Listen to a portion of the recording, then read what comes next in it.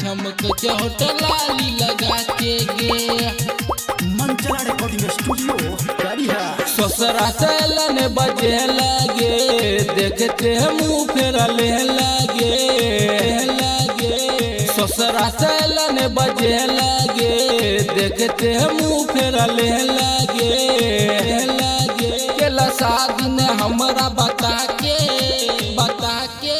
पप कट वाला ही भी कटा के गे चमक होटल लाली लगा के गे पप कट वाला ही भी कटा के गे चमक होटल लाली लगा के गे चमक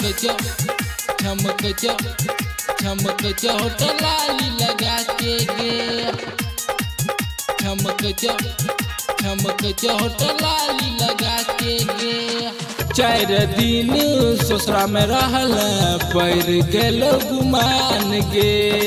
16 सिंगार क के हमरा देखबै सान गे 4 दिन ससुरा में रहल पैर गेल गुमान गे 16 सिंगार क के हमरा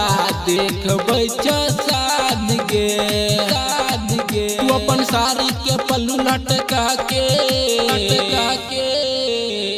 पप कट वाला ही भी कटा के गे चमक होटल लाली लगा के गे पप कट वाला ही भी कटा के गे चमक होटल लाली लगा के गे चमक होटल लाली लगा के गे चमक होटल लाली लगा के गे पहले तो हमारे सब चल छलही मान के अब तो कदल ही गे अलगा जेनाग पान के पहले तो हमारे सब चल छलही मान के अब तो कदल ही गे अलगा जेनाग पान के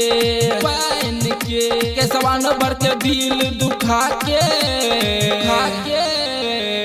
पप कट वाला ही भी कटा के गे चमक होटल लाली लगा के गे पप कट वाला ही भी कटा के गे चमक होटल लाली लगा के गे